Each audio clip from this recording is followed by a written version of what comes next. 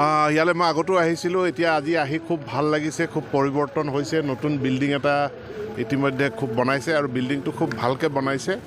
তোৰণখনো খুব ভাল হৈছে। গতিকে স্কুলখনত যোৱা 5-6 বছৰত বহুখিনি পৰিৱৰ্তন হ'ল। নলবাৰী অঞ্চলটোত ই এক উল্লেখযোগ্য 1 নম্বৰ শিক্ষানুষ্ঠান হিচাপে গঢ় লৈ উঠিছে। তাৰ কাৰণে বহুত ভাল লাগিছে।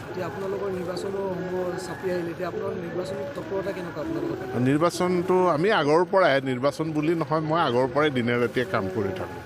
গতিকে সেইটো এটা বহুত ডাঙৰ প্ৰভাৱ নপৰে। আমাৰ কেইদিনমানৰ পাছতে টিকেট ঘোষণা হ'ব, তাৰিখটো ঘোষণা হৈ গৈছে। তাৰপিছত প্ৰাৰ্থিত্ব পালে আমি লাগি যাম। মূলতঃ কংগ্ৰেছৰ লগতহে প্ৰতিদ্বন্দ্বিতা হ'ব।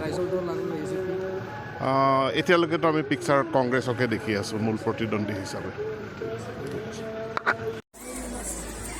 মই প্ৰভাত বসুমতাৰী ডাঙৰীয়াক ধন্যবাদ জনাম আৰু মিচিং স্বায়ত্তশাসিত পৰিষদকো ধন্যবাদ জনাম। মই মিচিং স্বায়ত্তশাসিত পৰিষদত চিফ এক্সিকিউটিভ কাউন্সিলৰ আছিলোঁ। পইচা যিমান আহে কাম বহুত, কিন্তু যিকেইটা পইচা MSCত আহে কি কাম কৰিম? সকলোফালে ৰাস্তা বেয়া, দলং নাই, কাঠৰ দলং, কালভাৰ্ট বনাব লাগে, কমিউনিটি হল বনাব লাগে, নামঘৰ বনাব লাগে, বাথৌ মন্দিৰ বনাব লাগে, ব্ৰহ্ম মন্দিৰ বনাব লাগে, কি কৰিম?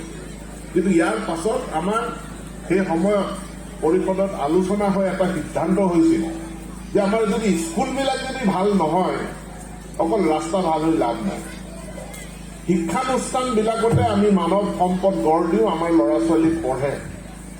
আৰু এই পিছপৰা জনজাতি অঞ্চলত শিক্ষানুষ্ঠানবিলাকৰ অৱস্থা অতি বেয়া। তাৰ কাৰণে মিচিং স্বায়ত্তশাসিত পৰিষদে এটা সিদ্ধান্ত লৈছিলে যে পৰিষদত যিমান পইচা আহিব তাৰ 20%, অৰ্থাৎ 1/5 পইচা শিক্ষানুষ্ঠানবিলাকৰ আন্তঃগাঁথনি উন্নয়ন কৰাৰ কাৰণে খৰচ কৰা হ'ব।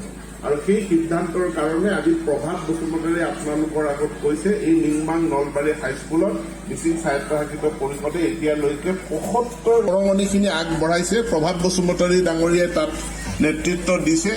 ইমানখিনি টকা আমাৰ হাইস্কুলখনক দিয়াৰ কাৰণে ৰাইজক মই একবাৰ হাত চাপৰি বজাই ইহঁতলোকক সমৰ্থন জনাবৰ কাৰণে অনুৰোধ জনাইছোঁ। মই MLA হোৱাৰ পাছত মই দেখিলোঁ MLA হ'লো, মোৰ মাত্ৰ বছৰত 1 কোটি টকা আহে বিধায়ক উন্নয়ন পুঁজিৰ কাৰণে। 1 কোটি টকা ক'ত কৰি কাক দিম? 10 লাখ টকাকে দিলে মাত্ৰ 10খন স্কুলক দিব পাৰে, 5 লাখ টকাকে দিলে মাত্ৰ 5খন 20খন